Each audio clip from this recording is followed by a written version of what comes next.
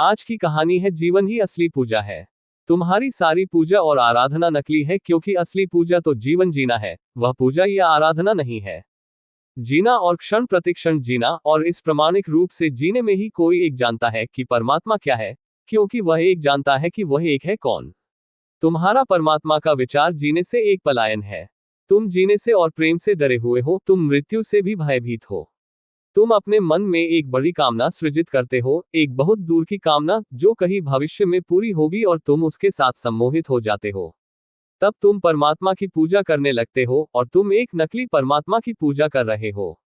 असली पूजा छोटी छोटी चीजों से बनती है, न कि शास्त्रों के अनुसार बताए क्रियाकांड से। ये सारे क्रियाकांड तुम में यह विश्वास उत्पन्न करने के लिए केवल व्यूह रचनाएं या तरकीबें हैं कि तुम कुछ विशिष्ट चीज अथवा कुछ पवित्र कार्य कर रहे हो। तुम और कुछ भी नहीं, केवल पूरी तरह से मूर्ख बनाए जा रहे हो।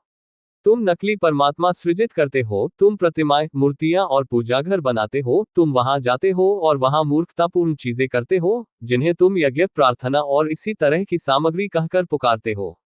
तुम अपनी मूर्खता की सजावट कर सकते हो, तुम वेद मंत्रों का पाठ कर सकते हो, तुम बाइबल पढ़ सकते हो, तुम गिरजाघरों, मंदिरों आदि में जाकर क्रियाकांड कर सकते हो, तुम अग्नि के चारों ओर बैठकर गीत और भजन गा सकते हो, लेकिन तुम पूरी तरह से मूर्ख बन रहे हो। यह जरा भी धार्मिक होना है ही नहीं।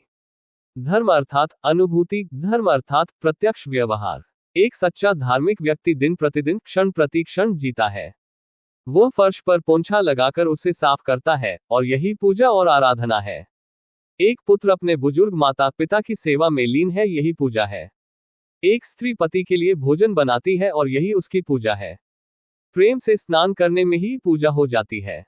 पूजा अथवा आराधना करना एक गुण है, उसका स्वयं कृत्य के साथ कुछ लेना देना नहीं है। ये तुम्हारी स्थिति और भाव मुद्रा है, जो तुम उस कृत्य में लाते हो।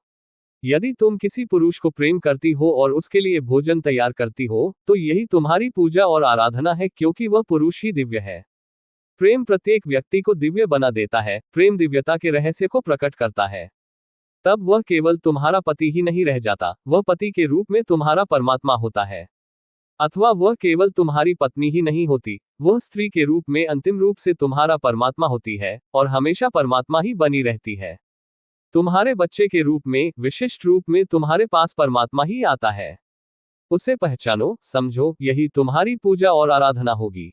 तुम अपने बच्चों के साथ केवल खेल रहे हो, और यही पूजा है। यह उससे कहीं अधिक महत्वपूर्ण है, जो नकली पूजा तुम मंदिरों में जाकर करते हो। तुम्हें एक सच्चा और प्रामाणिक जीवन, उत्सव, आनंद के साथ, समग्रता के साथ और सत्यनिष्ठा के साथ जीना है, और तब तुम परमात्मा के बारे में सभी कुछ भूल सकते हो, क्योंकि प्रत्येक क्षण तुम उससे मिल रहे होगे, प्रत्येक क्षण तुम उससे होकर गुजर रहे होगे। तब प्रत्येक चीज केवल परमात्मा की ही अभिव्यक्ति है।